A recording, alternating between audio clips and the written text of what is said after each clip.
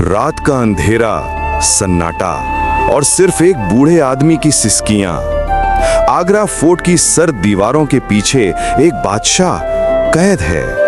उसकी आंखें खुली हैं मगर देखती नहीं, सिर्फ एक चीज को तकती हैं। दरिया के उस पार चांदनी में नहाया हुआ सफेद संगे मरमर का वो ख्वाब, ताजमहल।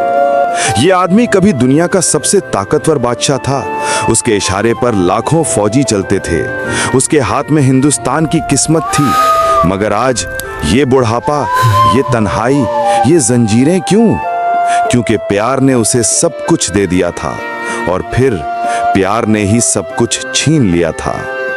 ये कहानी है शाहजहां और मुमताज की, एक ऐसे मोहब्बत की जो मौत से भी ज्यादा मजबूत थी, एक ऐसे जुनून की जो पत्थर में जान डाल सकती थी, और एक ऐसे दर्द की जो आज भी ताजमहल की दीवारों में गरज कर गूंजता है। लेकिन ये कहानी शुरू नहीं होती इस कैद से।